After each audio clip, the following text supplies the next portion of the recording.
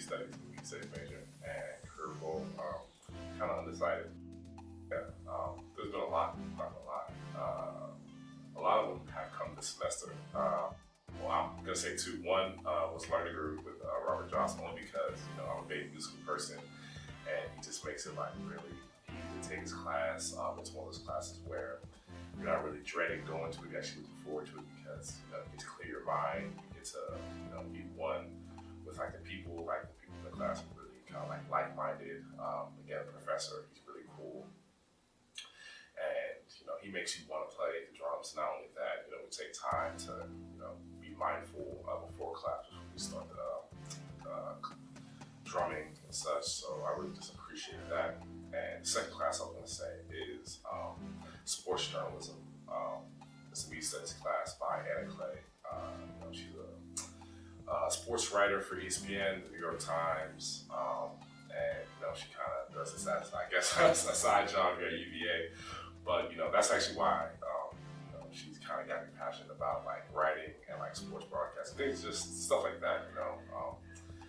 But yeah, she's just really passionate. She has like a lot of energy in her class. She makes us like discuss in groups. She is like a long lecturer kind of person, like kind of professor. But yeah, she's so passionate. I feel like what makes the class good is like her passion for the material, and then like that kind of like leads into us. The best piece of advice that I've gotten would be don't compare yourself to others, because others have different goals. Like other people have different destinies in life. Because when I got to college, I feel like I was basing all my success on where other people were. Like people in my class, let's football wise, they would have the opportunities to play, and I would kind of be upset like, oh man, I need to be there. But you can't really gauge that because comparison is the thief of joy. How my coach always says. So, not only that in sports, but in life too. Like in a job where like, oh my gosh, I want to get this promotion by 25. I want to be like a CEO by 30. But maybe that doesn't come. So you have to like roll the punches and then keep on progressing in life, so that you can reach your goals, reach like that end result that you want. So our most memorable achievement. So I tore my ACL in the year of end of 2020. And so a year later, the first game against Illinois, I actually got to like suit up and actually play. Because we were winning by a little bit, so they put in like kind of like the backups and such. And that was my first time suiting up in a college football game. And kind of to think about all the work that it took for me to like go through that ACL injury and come back, all the work that I put in over this last like 10 to 12 months, which is so surreal that like because playing college football has been like dear to mine since I was a kid.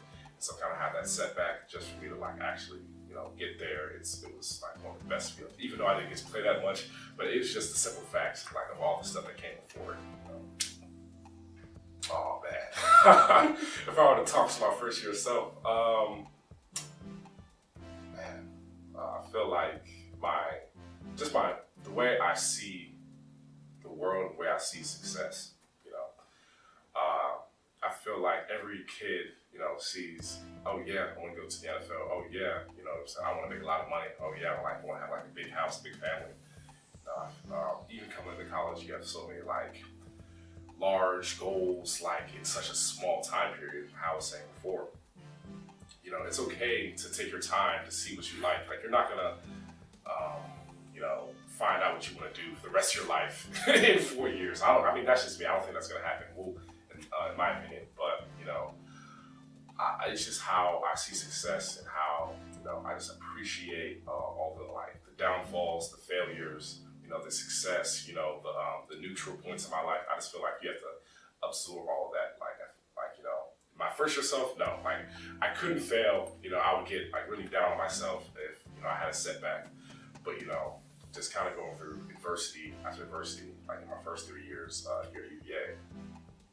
And UVA is a great place, like to really find yourself. And so, I really the way I've changed is just how I can go about things and really appreciate life and all that it has to offer. It's hard because a lot of people have different definitions.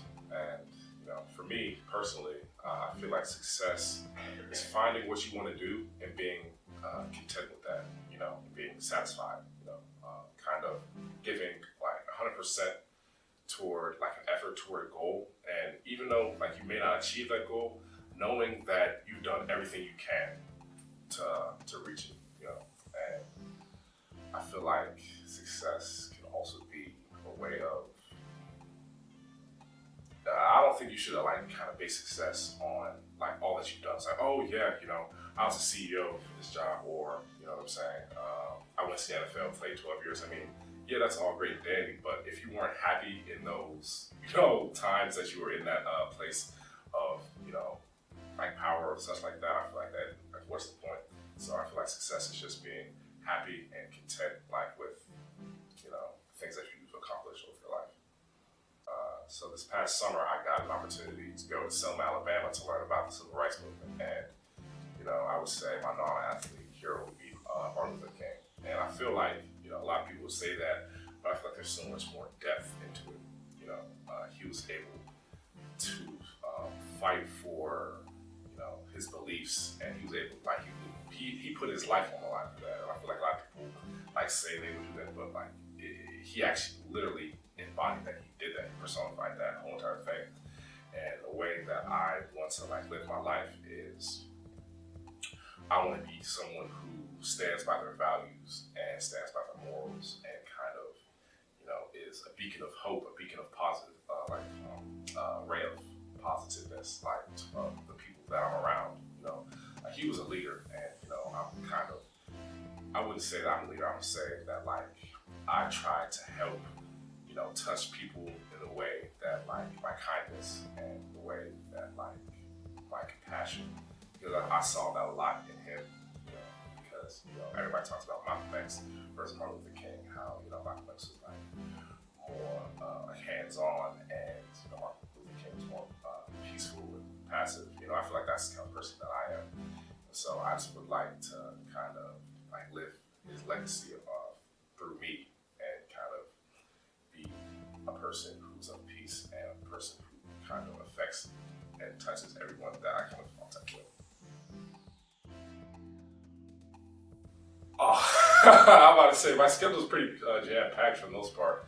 But if I have a free day in the calendar, man, shoot, I'm probably in bed watching Netflix or something like that. Or, oh no, I'm going out to eat at some new restaurant, like with some of my teammates. You know what I'm saying?